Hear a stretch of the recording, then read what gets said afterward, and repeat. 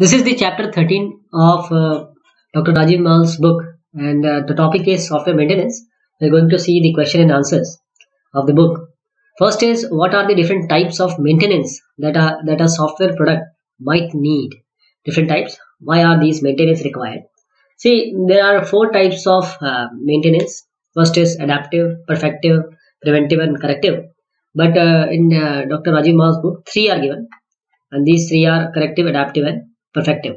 So let us see them. Software maintenance can be required for three main reasons. First is your corrective.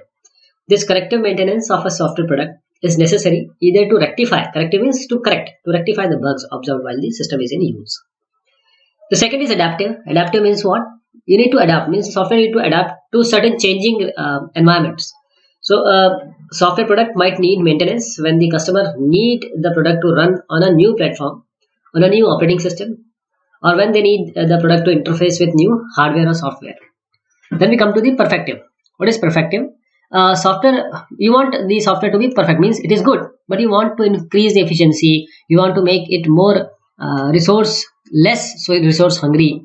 So a software product needs maintenance to support the new features that user want it to support, to change different functionalities of the system according to the customer demands, or to enhance the performance of the system. The next is discuss the process models for software maintenance and indicate how you would select an appropriate maintenance model for a maintenance project at hand. So there are certain maintenance model also being suggested and proposed by various eminent scientists and software engineering experts.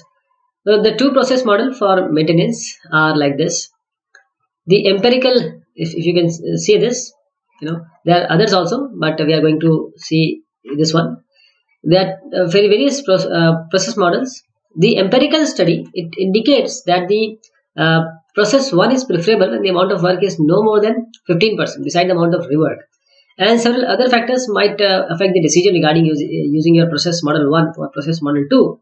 So this is the maintenance process model 1 which we are talking about here.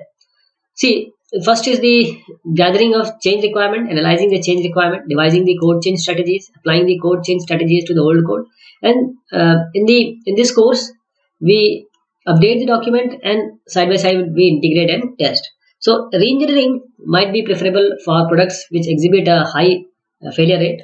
If the failure rate is high, we do reengineering.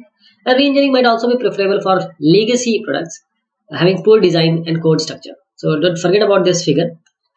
Just concentrate on this process model. So this is the process model you need to understand.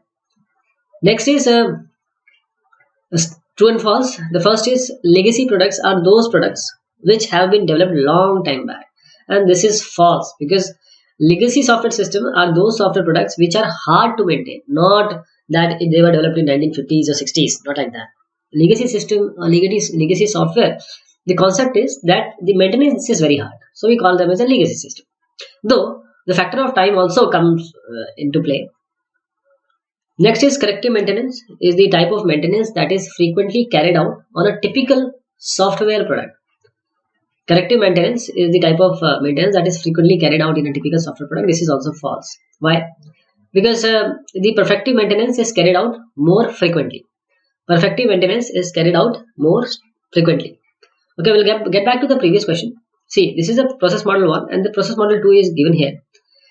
In this, what we do, the change requirements are there. So we partition them into the reverse engineering and forward engineering. What reverse engineering means? First we take the code, we deduce the module specification, then we try to find out the design, and then we go to the requirement specification. So starting from the code, we have reached to this requirement specification, and then we give this new requirement specification.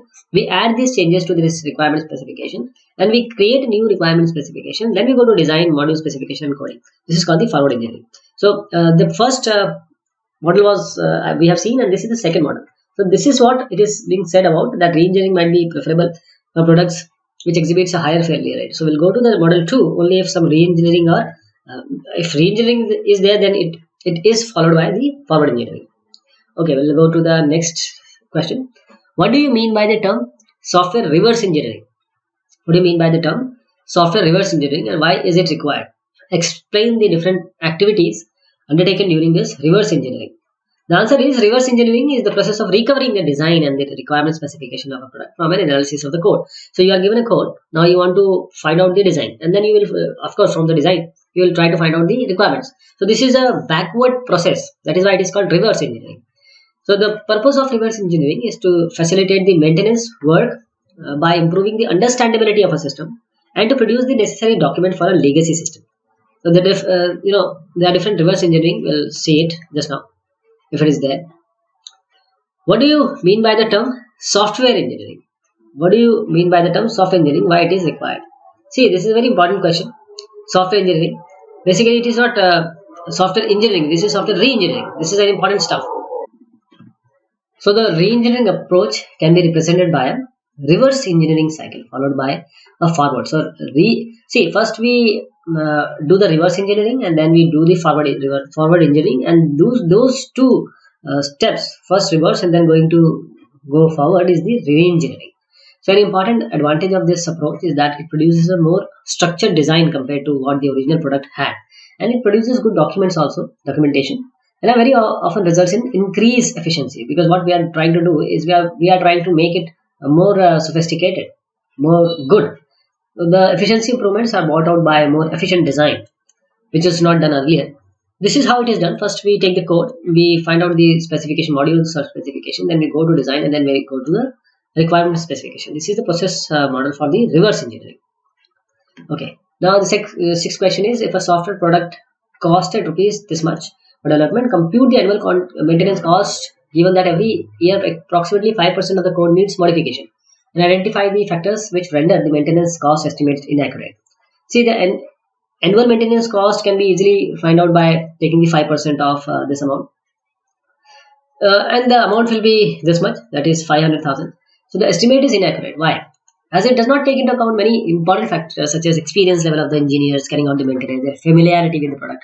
So this will not be full. This can give you an idea, a rough idea, but it is not the complete exact view of how much the organization or the company has to spend on the annual maintenance cost. Next is, what is legacy software product? Explain the problem on someone would encounter while maintaining a legacy product. A legacy system or any software system is that which is hard to maintain. So the typical problems associated with these legacy systems are, first, the poor documentation, unstructured, that is called spaghetti code with some ugly control structure, and the lack of personal knowledge in the product.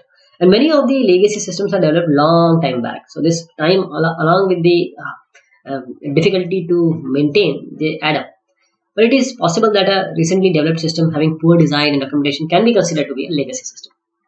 So these were a few questions on software maintenance of Dr. Rajiv Mal books. Thank you so much. Take care.